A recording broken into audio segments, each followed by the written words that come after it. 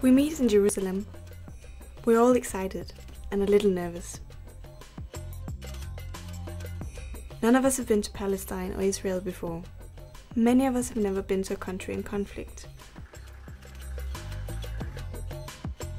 The first thing we have to do is attend a security briefing at the International Committee of the Red Cross in Jerusalem.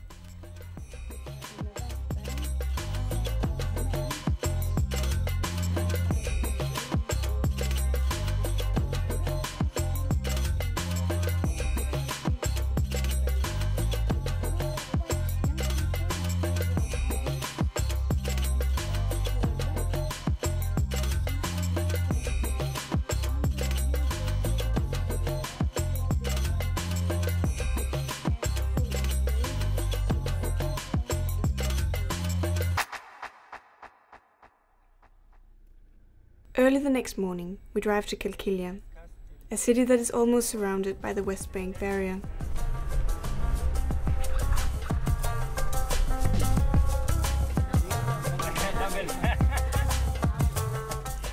To enter the city, we have to pass a checkpoint. Some of us want to take photos, but we are not allowed to because it is a military area. Did you have a nice birthday party here?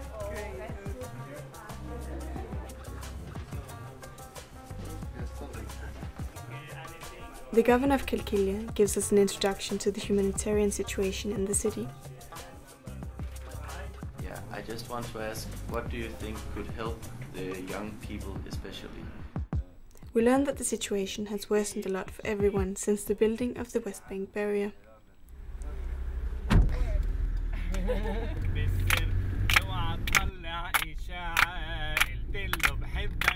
Later, we split up into groups and go to our host families. 3 families have agreed to invite us to their homes during our stay. They have sons or daughters our own age and smaller children as well.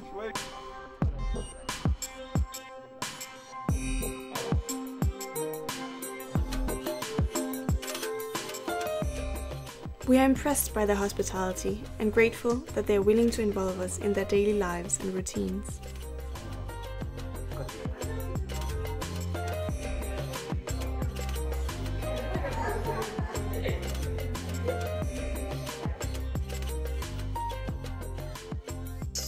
It's very different from Icelandic family. They don't know if they can pay for university for their children. So it's very different in many ways.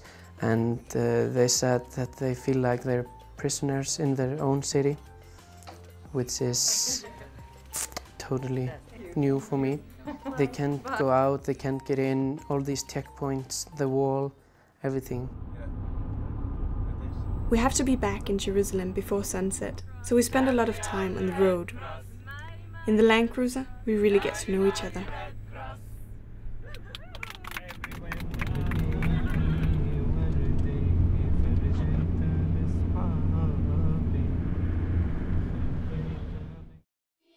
Our host families have children who attend the Palestine Red Crescent school activities. They are supported by our Red Cross societies and the European Commission Humanitarian Department, ECHO.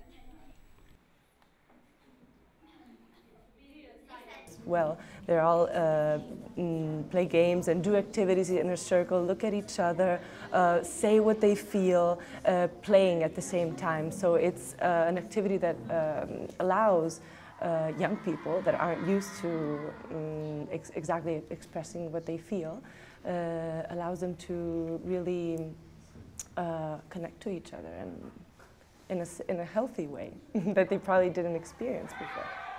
It is heartbreaking to see that they all make drawings of sad people or soldiers, but good to see that they also get a chance to talk about it. I think it's important because they deal with their emotions and they work with their feelings, so it's not, instead of all these feelings just being hidden away or they don't deal with it, now they get to talk about it and in a creative way, and they play games which I don't think they do so much in their daily life, so it's just my impression that they like it really much and they look happy here. After 2 days in Qalqilia, we are off to Hebron, which is about 1 hour's drive to the south of Jerusalem.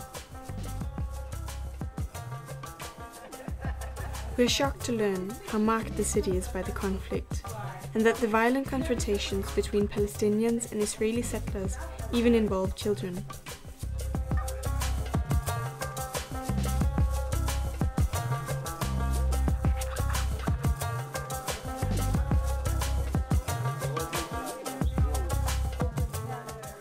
The more we get down to the city, the more we see those stores that are closed, that are those people that are live in extreme poverty. We feel that we are more and more into the suffering of the people.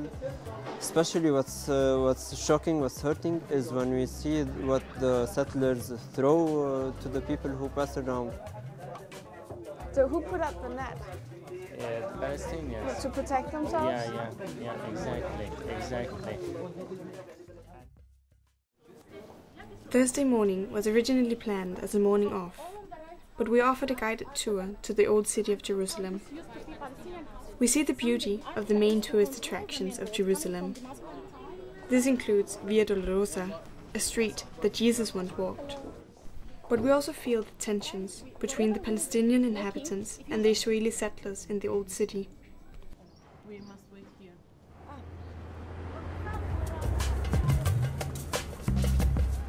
In the afternoon, we visit Magen David Adom in Israel.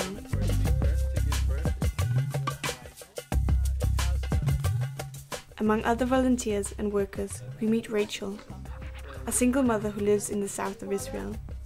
During the Gaza conflict, she worried about the well-being of her children. I had to work, but my heart was always with my children.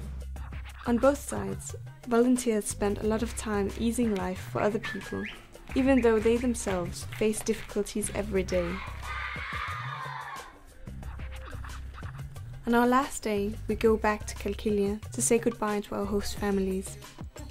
We received presents, and we have also brought presents from Europe. After visiting the families several times, it is sad to say goodbye. But we have learned a lot about the daily difficulties facing these families, and the commitment of the volunteers to help.